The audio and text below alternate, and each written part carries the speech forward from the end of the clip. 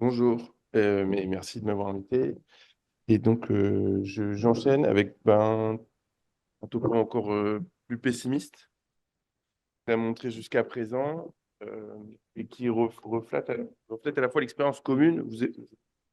Vous allez voir la série qu'on avait publiée il y a quelques années, et puis ce que moi j'ai découvert à Bordeaux.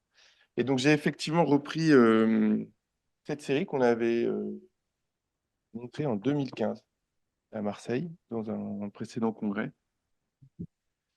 Il y avait 48 patients, 7 centres. On avait déjà eu beaucoup de difficultés à retrouver des données, à avoir des suivis complets. Mais on avait quand même des déformations sévères chez des patients qui étaient atteints de maladie de Parkinson. Ça, c'est une diapo donc vous avez déjà vue, mais qui montre quand même qu'il y a 20 patients réopérés et qui cumulent plus de 40 reprises. Donc en fait, quand on prend le nombre de reprises par rapport au nombre de patients, on est quasiment à 100%. Et c'est, dans certains papiers, c'est plus de 100%. C'est quand même vraiment des chiffres qui sont énormes, avec des reprises qui ne sont pas du tout anodines. Je ne sais pas comment on fait pour éclairer. Il y a quand même des OTP dans les reprises. Les arthrodèses antérieures, c'est des patients qui sont assez fragiles, qui ont quand même très souvent déjà des troubles digestifs. C'est pas anodin du tout. Et puis, bien sûr, des infections, des traitements compliqués. Ce qu'on avait fait à l'époque, parce que c'était très difficile de les évaluer, on n'avait pas les échelles de mesure, c'était des patients rétrospectifs, donc on avait dit aux chirurgiens, comment est-ce que vous évaluez le résultat du malade en 3 grades? Bon, médiocre, mauvais. Il n'y a que 30%, 35% de patients qui ont un bon résultat. Donc ça veut dire qu'il y a quand même 70% de patients qui ont un résultat médiocre ou mauvais, c'est ça qu'il faut regarder. Au prix d'une chirurgie extrêmement complexe, lourde, grevée d'énormément de complications et de réinterventions, avec finalement un bénéfice fonctionnel qui est relativement faible. Et on avait conclu qu'il fallait opérer qu'un certain nombre limité de patients. Depuis, je suis parti à Bordeaux. L'étude m'avait beaucoup marqué. Et d'emblée, j'ai proposé à l'équipe de neurologie qui travaille au Centre Expert Parkinson de créer une consultation multidisciplinaire, ce qu'on a fait. Donc avec les neurologues et les rééducateurs sur place, dont Mathieu Dessay, on vous a montré son corset, qui est un corset qu'il a développé pour les camptocornies. Et je vous montre les résultats préliminaires. C'est au bout de 6 mois de cette consultation, qui a maintenant plus de 2 ans d'existence. On avait 25 patients. Vous voyez qu'on ne voit pas que des maladies de Parkinson, premièrement. Il y a pas mal d'AMS, en particulier à Bordeaux. Alors, on en avait vu que deux, mais on en voit finalement de plus en plus parce qu'ils ont un tropisme pour les syndromes complexes qui est très important. Et puis, on voit des syndromes atypiques sur des neuroleptiques, des PSP, etc. Ils n'ont pas tous des camptocormies. On avait aussi décidé de faire entrer d'autres patients atteints de pathologie rachidienne et on les opère très peu. Voilà, ils sont quand même tous contents à la fin, globalement satisfaits. Et donc ça, déjà, c'est quand même quelque chose qu'il faut retenir, c'est à partir du moment où on met en place la consultation multidisciplinaire, les patients, en fait, ont un résultat qui est satisfaisant, en particulier grâce à la rééducation, parce qu'ils avaient quasiment tous de la rééducation, ou les PAMI, pardon. C'est corset plus rééducation, bien sûr. Euh, et on avait réussi à les accompagner aussi, à les réévaluer, etc. Donc c'était un ajout très important. Et puis je vous montre un peu les exemples que moi j'ai été amené à traiter. Vous allez voir que à nouveau, ça rend assez humble et puis ça donne pas trop envie d'y retourner. Ça, c'est un patient que j'ai opéré à peu près au début, qui était déjà pratiquement 10 ans de corset. Donc dans les critères qu'on a vus tout à l'heure, les opérer tôt, les prendre en charge précocement, pas du tout. Avec une raideur installée, bien sûr, depuis très longtemps. Ça, c'est des bendings, hein. Avec une chirurgie qui était faite d'emblée avec une arthrodèse étendue, une correction plutôt satisfaisante, même si on voit quand même qu'il y a un déséquilibre latéral persistant et une récidive précoce de la déformation à la partie supérieure du montage, avec un antécolis qui s'est installé progressivement, mais de manière très certaine et très continue, malgré des corsets, malgré de la rééducation. Le patient est plutôt content, il a une rigidité parkinsonienne cognitive aussi, donc il a accepté et voulu son traitement, mais bon, il a le regard qui porte plus droit maintenant et des douleurs cervicales permanentes. Moi, j'ai du mal à le classer comme une réussite de la chirurgie, même si lui, il est satisfait. J'ai opéré aussi des déformations iatrogènes, ça c'est une patiente, exemple, opérée dans un autre centre d'une arthrodèse L3, L4 avec une décompression isolée 4-5, et en fait avérée extrêmement déstabilisante, très réductible, avec finalement une bonne réussite et clinique et radiologique qui persiste. Alors, je vous ai pas, il y a d'autres radios, je ne vous abreuve pas de radio avec, bien sûr, comme très souvent, une petite déformation supérieure, mais qui est beaucoup moins importante que celle qu'on a vue précédemment, et plutôt une satisfaction à la fois pour la patiente et plutôt pour moi aussi, parce que je suis content des résultats cliniques et aussi de l'évaluation radiologique, avec plutôt des critères qui sont satisfaisants sur l'équilibre global. J'ai opéré des syndromes atypiques. Ça, c'était une patiente qui avait un syndrome extrapyramidal lié au neuroleptique, extrêmement réductible. Radiographie trop désagréable. Alors, bon, je suis ouvert aux critiques. Je sais très bien que tout le monde aura des commentaires et de manière tout à fait juste. J'aurais probablement pu essayer de mettre un peu plus de syphose, bien qu'on essaye toujours de mettre de la syphose à la partie supérieure. Évidemment, c'est des patients qui évoluent défavorablement. Et vous voyez que malgré un corset long et qui prend la tête, on a quand même à la partie supérieure une persistance et une récidive de la déformation. Et elle, c'est une patiente qui n'est pas contente. J'ai essayé des stratégies alternatives. Je crois que j'ai déjà montré cette radio. Patiente, pareil, syndrome extrapyramidal lié au neuroleptique. Un début de déformation lombaire avec une lombalgie prédominante, surtout les discopathies 4-5-5-1 avec une perte de lordose sur la partie inférieure. Je me suis dit, bon, je vais faire un truc light. Cimentoplastie du sacrum, 2 cages. Je ne touche pas au muscle érecteur.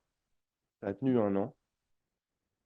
Ça a recommencé, elle se plaignait, réopérée. Elle a fait un syndrome adjacent avec une fracture jonctionnelle, une paraplégie, une infection. Elle est réopérée plein de fois. Ça marche pas bien. Maintenant, je fais ça quand même beaucoup. Alors, bon, je fais ça un peu pour tout. Je suis très convaincu. Je vous dirais que c'est la solution, un peu de manière caricaturale, mais quand même, j'y crois. Je pense que c'est pas déstabilisant, que de toute façon, ça évite de mettre du matériel et de détruire les muscles. Et que dans les indications, on a des radiculalgies et ou des claudications, même lombaires, liées à une sténose rachidienne, il y a un intérêt d'essayer. Quoi qu'il en soit, je dis mes messages parce que je ne pense pas que c'est des messages universels, mais en tout cas, ma conviction, c'est qu'il ne faut pas prendre les malades en charge tout seul. C'est vraiment un truc interdit, je pense, dans ces pathologies-là. Moi, j'ai beaucoup appris à travailler avec les neurologues. D'abord, j'ai appris qu'il n'y avait pas que de la maladie de Parkinson, j'ai appris qu'il y avait des effets secondaires des traitements, j'ai appris qu'il y avait des syndromes axiaux qui n'étaient pas toujours corrélés au freezing, que ça ne se traitait pas pareil. J'ai retenu, c'est pas que moi, mais tous les papiers qui disent qu'il faut faire le moins souvent possible et le plus petit possible la chirurgie. Alors, à mettre en balance avec les grandes déformations et les patients demandeurs, mais ce n'est pas si fréquent. Et puis qu'il faut se méfier des syndromes atypiques, c'est-à-dire que ça marche déjà pas bien dans la maladie de Parkinson, la chirurgie de la déformation, mais alors dans les syndromes parkinsoniens atypiques, c'est vraiment très souvent une catastrophe. Et je ne sais plus qui parlait des AMS tout à l'heure. Pour le coup, les AMS, et on en voit régulièrement, c'est peut-être les seuls syndromes atypiques sur lesquels on propose encore des instrumentations parce que des fois, ils n'arrivent même plus à tenir dans un fauteuil coque. Ils ont une durée de vie qui est de 5 à 7 ans. Et ne serait-ce que pour pouvoir rester assis, de temps en temps, les redresser, ça peut être utile. Et voilà.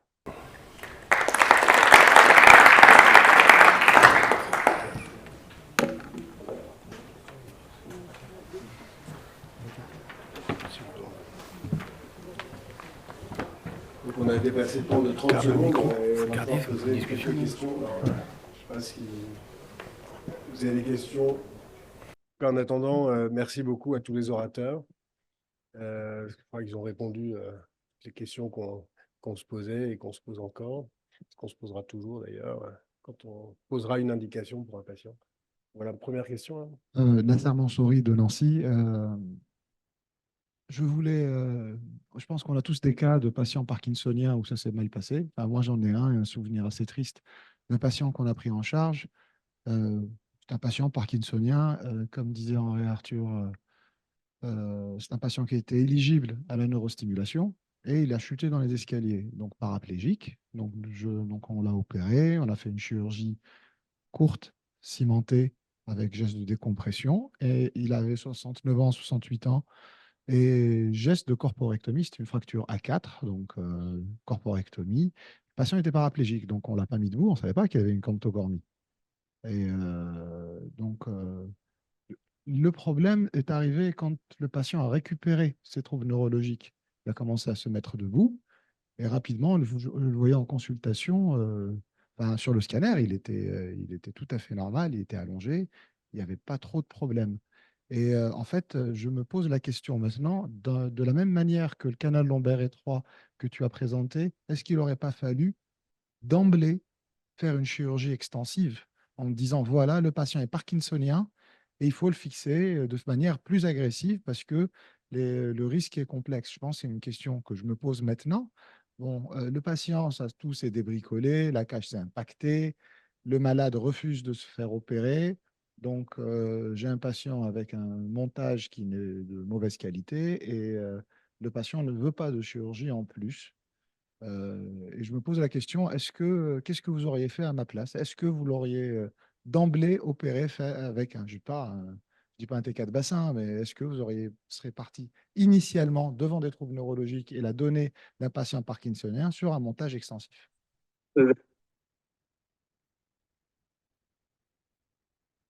Qui veut répondre? Moi, a priori, je ne l'aurais pas fait d'emblée, chirurgie extensive. Difficile de savoir le dossier, je sais pas. Moi, je peux juste te donner mon avis personnel et puis de ce que j'ai vu dans la littérature et des cas qu'on voit régulièrement. Honnêtement, je n'ai pas connaissance de patient qui n'ait pas de faillite jonctionnelle, même asymptomatique. C'est-à-dire que c'est Ibrahim, il avait fait un papier du service. Ils avaient tous ces deux bassins. Ouais, il y a eu 50% de réopérés. Et même chez les non réopérés, en fait, ils avaient une faillite jonctionnelle.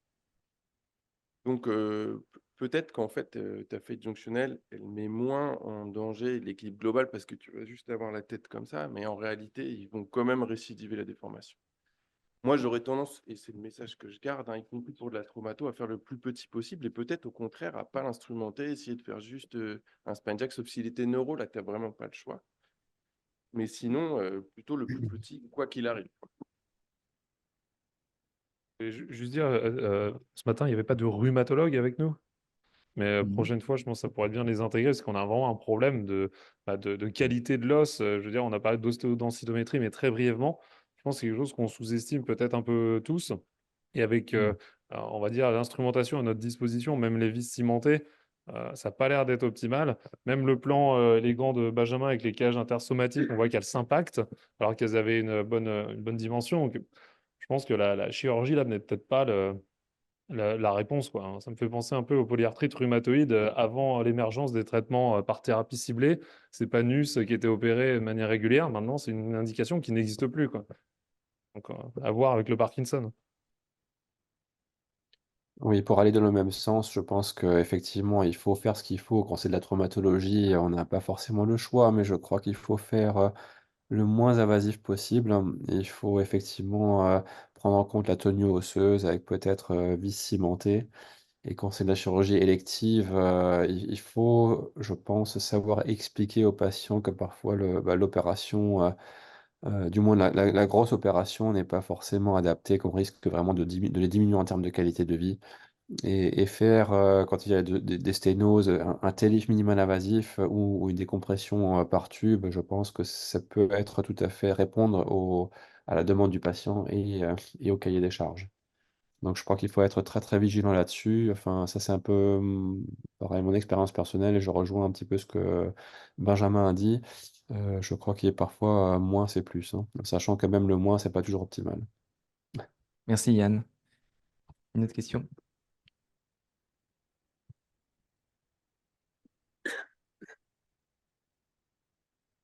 Moi, pour ma part, juste dans l'intervalle, Je pense qu'il faut qu'on imagine ces camptocormies, ces parkinsoniens, comme c'est des catalyseurs à problème.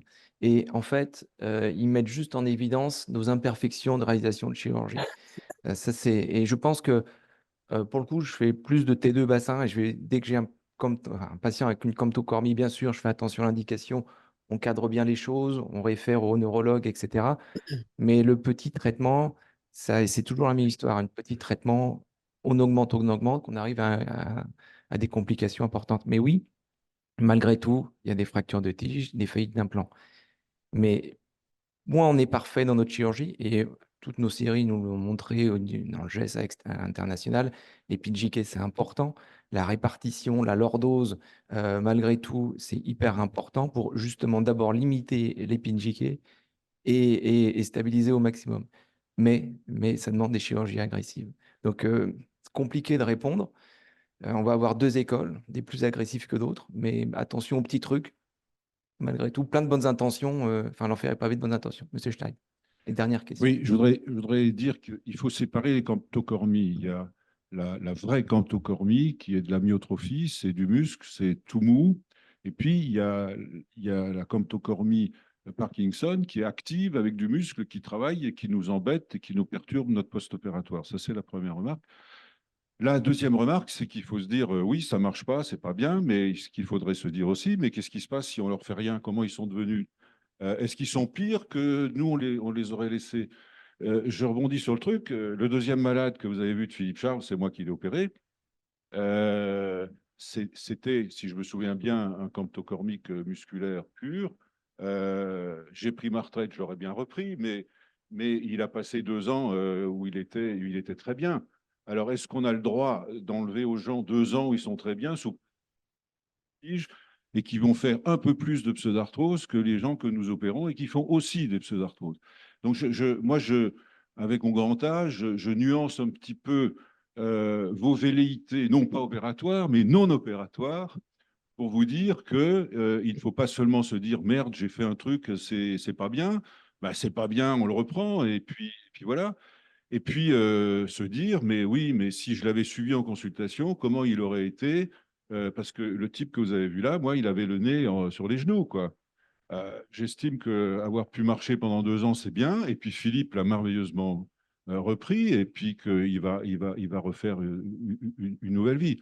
Alors, il a fait une pseudarthrose, il a cassé son truc. J'aurais dû lui faire une greffe antérieure, je ne l'ai pas faite, c'est peut-être de ma faute. Mais aujourd'hui, il a une seconde chance. Et c'est bien d'avoir une seconde chance. Et je vous rappelle qu'il n'y a pas honte à réopérer un malade que vous avez opéré qui ne va pas bien. C'est honteux de le laisser, de l'abandonner, de rien lui faire. Ça, c'est honte. Merci beaucoup. Une dernière question. Vincent Fier, et puis on arrêtera là.